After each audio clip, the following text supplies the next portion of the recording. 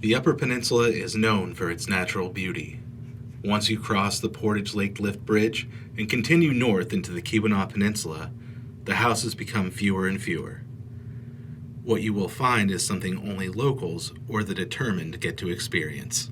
One of the big reasons why people come here, especially to Copper Harbor, is to kind of get in touch with nature, whether that's on a mountain bike, whether that's on a hike, whether that's getting in touch with Lake Superior along the shoreline.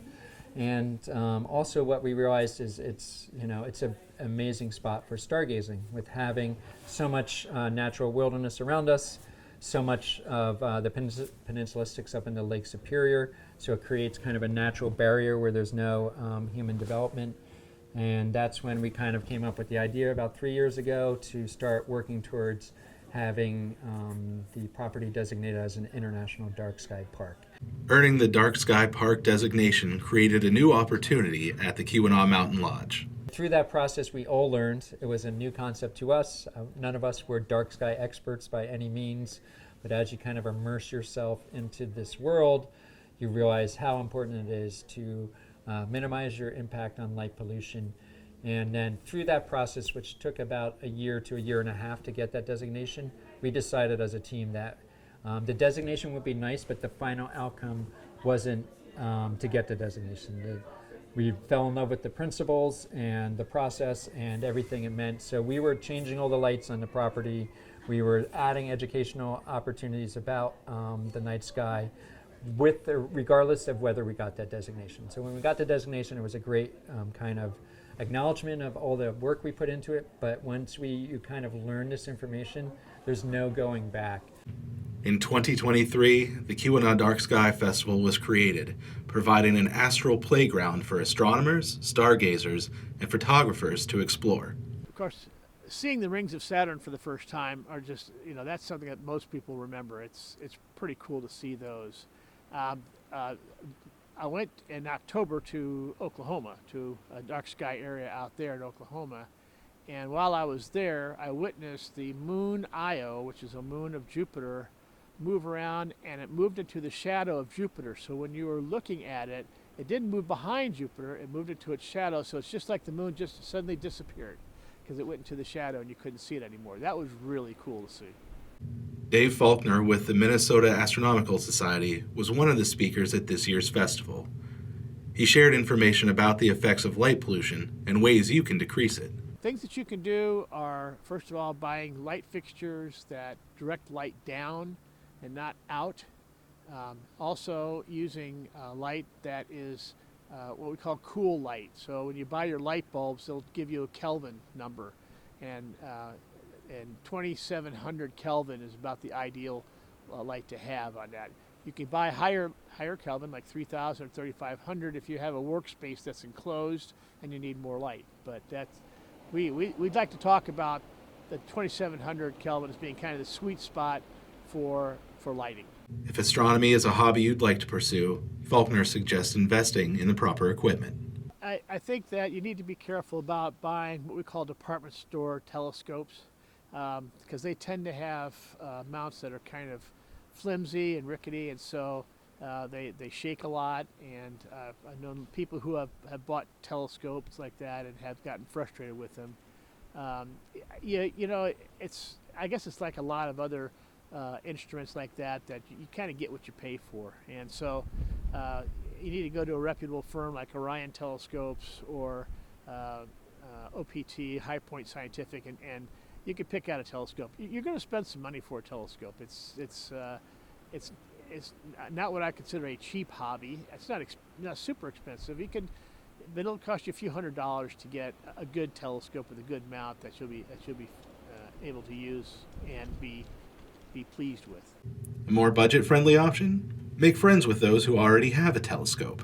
The other thing I wanted to say about buying a telescope is I know our club has loaner telescopes, so you could join a club and maybe try out a telescope without actually buying it from the club itself.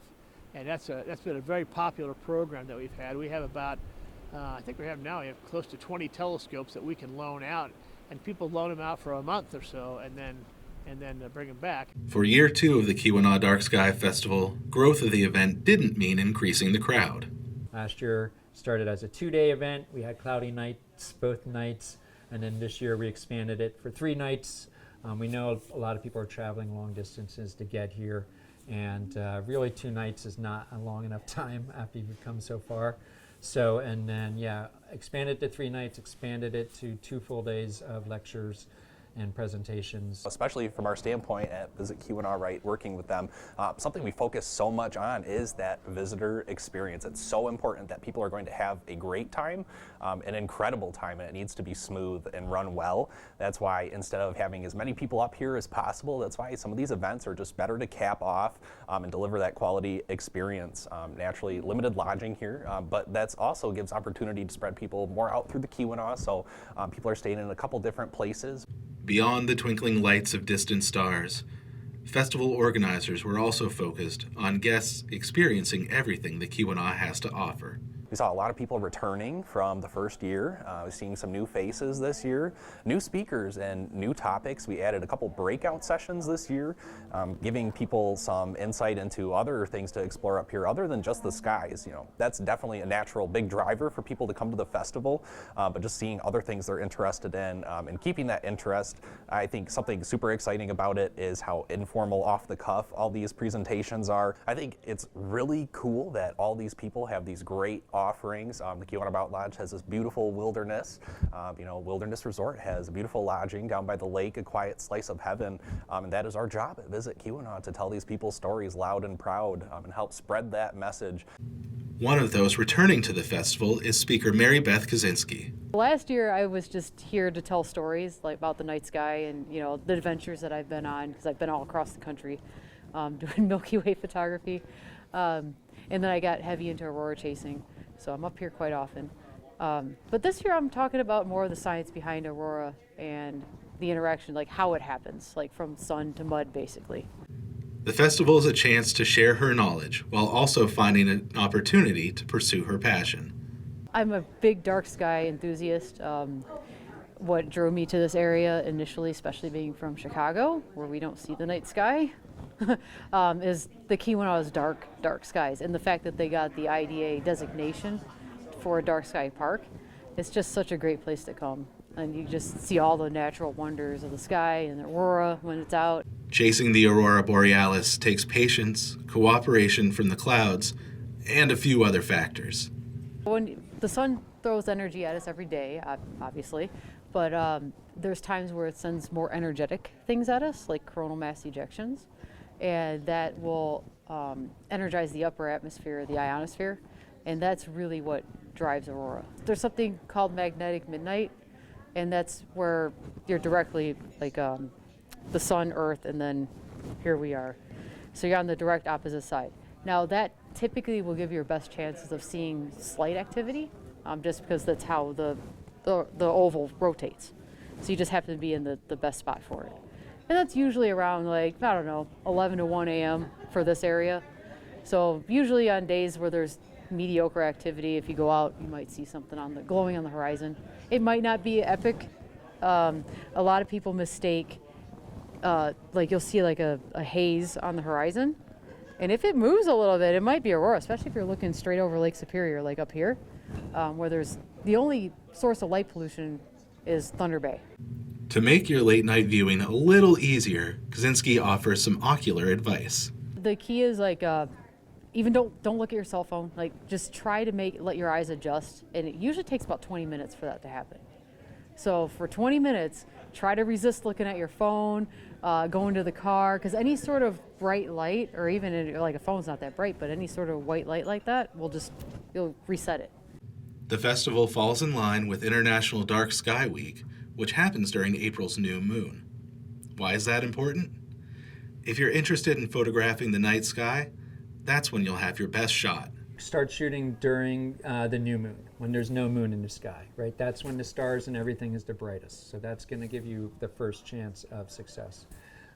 Always use a tripod, because you need to do long exposures. Most of our night skies exposures that you're seeing that are really, that you're drawn to, they're usually like a 15-second exposure. So then you need to have that set up on a tripod. One of the tricks that I do is that I set a 2-second timer. So even though if the camera's on a tripod, if you go and hit that button, that'll create a little shake. So if you put it on the 2-second timer, that'll give you a chance to push the button, the camera stops shaking, and then it'll click and start the exposure. If you weren't able to attend this year's festival, but you'd like your pictures to pop, Keweenaw Mountain Lodge hosts regular sessions to help you find your focus. You know, that is one of the hardest challenges with night sky photography, is how do you get the sky or the foreground in focus. I will say at the Keweenaw Mountain Lodge, we do a night sky photo workshop every month based around the new moon. We go over that technique. If your lens has a way to focus on affinity, that's the easiest way to do it. In Copper Harbor, Ben Raymond, Local 3 News.